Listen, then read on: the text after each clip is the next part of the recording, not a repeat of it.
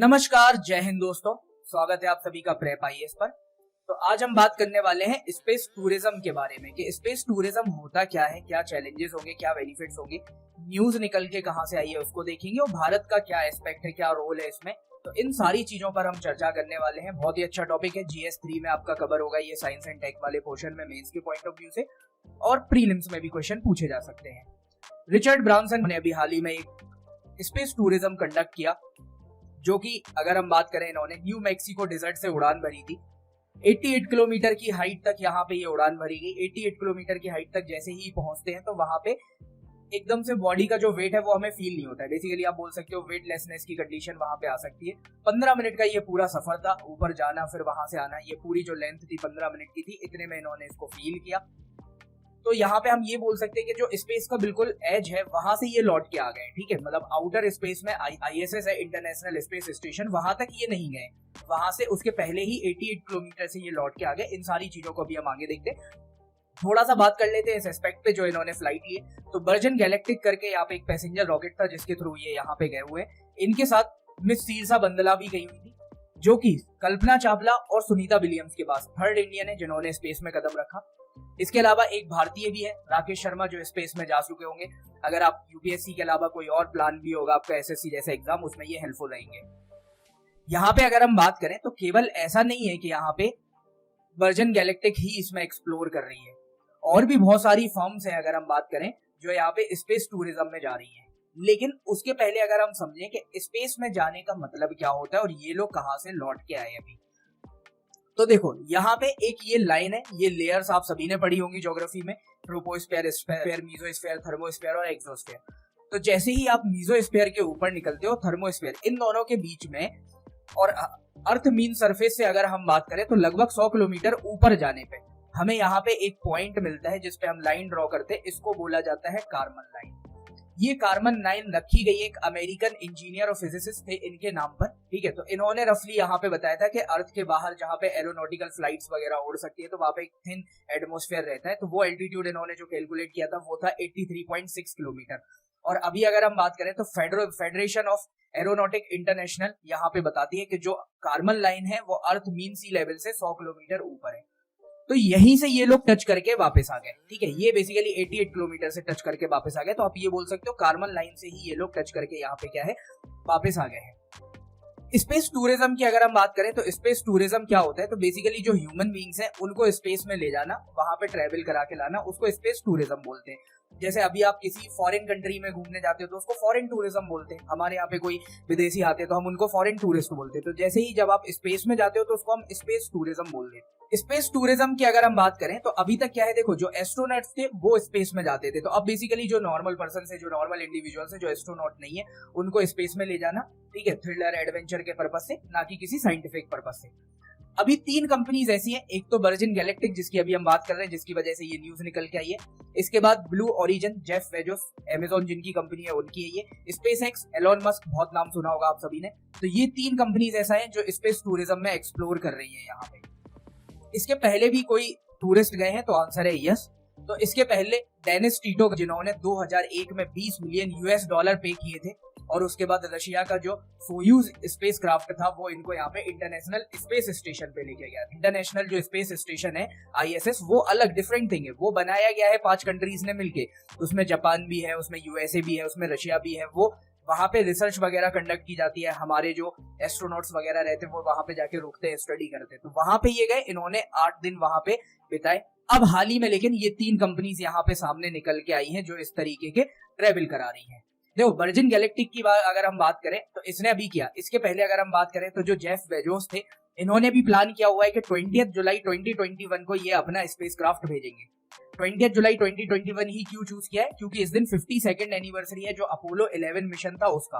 Apollo 11 कहां भेजा गया था, तो मून पे भेजा गया था, जिसमें नील आर्मस्ट्रांग ने पहली बार चंद्रमा पे कदम रखा था। एक क्वेश्चन जरूर आप सबके सामने आएगा, हमेशा लोग नील आर्मस्ट्रांग के बारे में तो हर किसी को पता होता है कि पहले व्यक्ति थे जिन्होंने कदम रखा, लेकिन इनके साथ एक पर्सन और थे। तो आप कमेंट सेक्शन में बताएंगे कि वो दूसरे व्यक्ति कौन थे जिन्होंने चंद्रमा पे कदम रखा। ठीक है। तो जब आप 100 किलोमीटर अबव द अर्थ जाते हो तो बेसिकली आप ये बोल सकते हो कि आप स्पेस में ट्रेवल कर रहे हो, वहीं तक ले जाना है। क्योंकि वहां पे पहुंचने के बाद क्या होता है, आप सिंपली जो वेटलेसनेस आपको अचीव हो जाती है कि बेसिकली वहां पे ग्रेविटी खत्म हो जाती है और अब आप बिल्कुल ऐसा फील करोगे कि आपकी बॉडी में कोई वेट ही नहीं है। तो वहां तक ले जाके और फिर वापस लाना है, ये चीज करना है। ब्लू ओरिजिन अपना जो मिशन भेज रही है उसका नाम क्या रहेगा, या जो स्पेस क्राफ्ट है वो है न्यू शेफर्ड। अब यहाँ पे अगर हम बात करें कि इसको भेजने के फायदे क्या हो रहे हैं या स्पेस टूरिज्म से हमें क्या फायदा मिलने वाला है, तो देखो स्पेस टूरिज्म का सबसे मेन और बड़ा फायदा तो क्या है कि जैसे ही अगर आप स्पेस में जाओगे ना, तो अभी तक बहुत सारी चीजें ऐसी हैं यूनिवर्स में जो हमें पता ही नहीं है किस तरीके से काम कर रही है, क्या हो रही है। तो हम एक साइंटिफिक रिसर्च कंडक्ट कर सकते हो, नई नई चीजों की डिस्कवरी कर सकते हो। लोगों को और कैरियर ऑप्शंस मिलेंगे, कैसे स्पेस टूरिज्म बनेगा तो फिर स्पेस क्राफ्ट बनाने की इंडस्ट्रीज होंगी, उसके पार्ट्स बनाने की इंडस्ट्रीज होंगी, तो एरोनॉटिकल इंजीनियरिंग टाइप के कोर्सेज आएंगे। तो ऐसे लोगों को ज्यादा कैरियर ऑप्शंस मिलेंगे, ज्यादा एम्प्लॉयमेंट भी जनरेट होगा।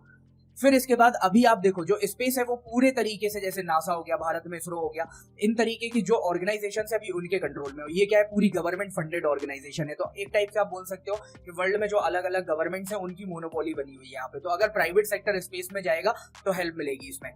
दूसरा क्या है, प्राइवेट सेक्टर के पास पैसा अच्छा खासा है तो वो रिसर्च में भी इस्तेमाल किया जा सकता है उनके पैसेज को। इसके बाद अगर हम बात करें तो देखो डिस्कवरी, जैसे मैंने बोला अलग अलग तरीके की आप डिस्कवरी कर सकते हो। आप स्पेस में पहुंच के पता नहीं कोई नया प्लेनेट भी डिस्कवर कर सकते हो, ठीक है, जहां पे जो अभी अर्थ ओवर पॉपुलेटेड हो गया है तो ह्यूमंस को शिफ्ट किया जा सकता है। या कोई भी रैंडम ऐसी डिस्कवरी, हमें पता नहीं है अभी कि किस तरीके की डिस्कवरी हो जाए जो ह्यूमन एवोल्यूशन में बहुत ज्यादा इंपॉर्टेंट साबित हो जाए। फिर इसके बाद हो सकता है हमें वहां पे कुछ नए मिनरल्स मिल जाए, नए तरीके के मेटल्स मिल जाए वहां पे, तो ये हमें एक हेल्प मिल सकती है। और सबसे बड़ी चीज क्या है कि जब हम स्पेस में आना जाना लग जाएगा तो अर्थ का जो वेदर है या अर्थ रिलेटेड जितने भी फिनोमेना है उनको हम बहुत एक्यूरेटली पढ़ सकते हैं और समझ सकते हैं। लेकिन ऐसा नहीं है कि यहाँ पे हर चीज अच्छी ही होती है, यहाँ पे कुछ लॉसेस भी हैं, चैलेंजेस भी आएंगे। जैसे सबसे पहला लॉस क्या है यहाँ पे कि जो स्पेस टूरिज्म है ये बहुत ज्यादा कॉस्टली है। तो स्पेस एक्स ने कैनेडियन इन्वेस्टर थे उनको भेजा था, तो उन्होंने रफली $55 मिलियन पे किए थे, एक पर्सन ने $55 मिलियन। और यहाँ पे वर्जिन गैलेक्टिक का अगर डेटा देखें तो इन्होंने अभी 600 रिजर्वेशन किए हैं, 600 लोगों को ये ट्रेवल करके ले जाएंगे और एक की प्राइस है $2.5 लाख, ठीक है, $2.5 लाख। तो ये बहुत बड़ी प्राइस है जिसको यहाँ पे पे करना पड़ रहा है अगर स्पेस में जाना है, तो ये बहुत ज्यादा हम बोल सकते हैं कॉस्टली है। दूसरा हम बोल सकते हैं इन्वायरमेंटल इम्पैक्ट बहुत ज्यादा पड़ेगा। देखो क्योंकि अगर एक स्पेस क्राफ्ट को आपको उड़ाना होता है ना तो लगभग 10,000 गैलन फ्यूल लगता है उसमें, और ये जो फ्यूल बनता है ये नॉन रिन्यूएबल सोर्सेज से बनता है, तो यहाँ पे फ्यूल कंजप्शन बहुत ज्यादा होगा। दूसरा क्या होता है कि जब भी आप रॉकेट को छोड़ते हो, ठीक है, तो उसमें से निकलता है ब्लैक कार्बन, तो वो वहां पे जमा हो जाएगा, कमर्शलाइजेशन हो जाएगा। देखो प्राइवेट सेक्टर सिंपल सा बात है, प्रॉफिट के लिए जीते हैं, तो अगर प्राइवेट सेक्टर का इंक्लूजन करने से रिसर्च में पैसा मिलेगा वो चीजें ठीक है, लेकिन अगर एक बार प्राइवेट सेक्टर एंटर हो गया तो उसके बाद पूरा का पूरा स्पेस का कमर्शलाइजेशन हो जाएगा। और आज जैसे अर्थ पे लोग लड़ रहे हैं फिर स्पेस के लिए भी लड़ाइयां शुरू हो जाएंगी। इसके बाद एक इंपॉर्टेंट बात आती है कि अभी हम धरती पर ही नर हो गया, ठीक है, फिर इसके बाद बीमारियां हो गई, गरीबी हो गई, इन चीजों को तो हम खत्म कर नहीं पा रहे हैं कि अर्थ की जो मिस्ट्रीज हैं या अर्थ की जो प्रॉब्लम्स हैं हम उनको ही तो सुलझा नहीं पा रहे हैं, और स्पेस को एक्सप्लोर करने की तो उतनी ज्यादा अभी जरूरत नहीं है। दूसरा क्या है, देखो अभी जो स्पेस वाला पार्ट है यूनिवर्स के बारे में हमने पूरी स्टडी नहीं की है, तो ये जो फ्लाइट अगर हम लेंगे तो ये डेंजरस हो सकती है, ठीक है। डेंजरस कैसे हो सकती है, क्योंकि आपको नहीं पता। दूसरा क्या है, जब रॉकेट लॉन्च होता है तो उस टाइम पे भी बहुत सारी चीजें होती है, रॉकेट फेलियर हो सकता है, जल सकता है, कोई मीटियोर आके अटैक कर सकता है, आउटर स्पेस में आप जा रहे हो, फ्रिक्शनल फोर्स ज्यादा होता है, तो ऐसी बहुत सारी चीजें होती हैं जो ह्यूमन लाइफ के लिए वहां पे डेंजरस साबित हो सकती है। और इसके बाद ऐसा नहीं है कि केवल यहाँ पे आउटर जो आप फ्लाइट ले रहे हो उसमें ही प्रॉब्लम है, हेल्थ रिलेटेड इश्यूज भी है कि जैसे बहुत सारा यहाँ पे ऑब्जर्व किया गया है कि जो एस्ट्रोनॉट्स वहां पे जाते हैं उनको कॉस्मिक रेज अफेक्ट करती है, रेडिएशन जो वहां से निकलती है उनसे भी उनकी बॉडी में चेंजेस देखे गए, मोशन सिकनेस हो सकती है, ठीक है, फिर आपका ब्रेन अफेक्ट हो सकता है क्योंकि आप बहुत लंबे टाइम तक ऐसा रह रहे हो कि वेटलेसनेस फील कर रहे हो, तो उससे प्रॉब्लम्स हो सकती है यहाँ पे। तो ये बहुत सारे लॉस भी हैं यहाँ पे, चैलेंजेस भी इसमें बहुत सारे आएंगे। जैसे सबसे पहला चैलेंज तो यही है कि आप इतने सारे अगर टूरिस्ट को लेना चाह रहे हो तो इसको कॉस्ट इफेक्टिव कैसे बनाओगे।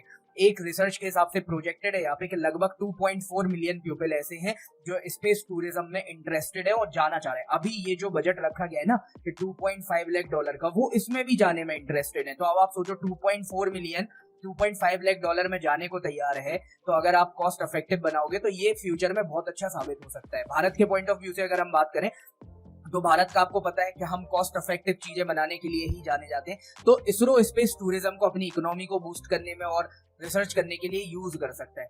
वहीं पे लेकिन जैसा मैंने बताया कि चैलेंजेस भी है। देखो अब जो ब्लैक कार्बन जमा हो रहा है वहां पे, तो ब्लैक कार्बन खत्म कैसे होता है, या तो हवाएं चलती है या पे बारिश होती है उसकी वजह से। लेकिन आप जा रहे हो 100 किलोमीटर अबव, तो उसमें क्या हो रहा है कि बेसिकली जो हवा और यहाँ पे पानी होता है वो लोअर एटमोस्फेयर में, और आप उस चीज को क्या है क्रॉस कर चुके हो। तो वहां पे ब्लैक कार्बन, जिसको हम सूट भी बोलते हैं, वो वहां पे जमा हो सकता है। जब रॉकेट एमिट करता है, पिक्चर में आपको दिख रहा होगा इस तरीके से बहुत सारा ब्लैक कार्बन रहेगा। और अगर ये स्ट्रेटोस्फेयर में जमा हो रहा है तो climate change, global warming, ozone layer की जो ये प्रॉब्लम्स हैं ये और ज्यादा बढ़ती जाएंगी। ठीक है, तो इसमें बेनिफिट्स भी हैं, लॉसेस भी हैं। कॉस्ट इफेक्टिव अगर आप बना सकते हो, इको फ्रेंडली बना सकते हो, देन ही हमें स्पेस टूरिज्म में एक्सप्लोर करने की जरूरत है। तो ये हमारा पूरा मुद्दा था जिसमें आज हमने स्पेस टूरिज्म के बारे में बात की। वीडियो अच्छी लगी हो तो लाइक कर देना। किसी भी तरीके के डाउट, क्वेरीज हो तो कमेंट सेक्शन में जाके लिख सकते हो। चैनल को अभी तक सब्सक्राइब नहीं किया है तो जल्दी से जाके सब्सक्राइब करो। वीडियो देखने के लिए आप सभी का बहुत बहुत धन्यवाद। Thank you so much. जय हिंद।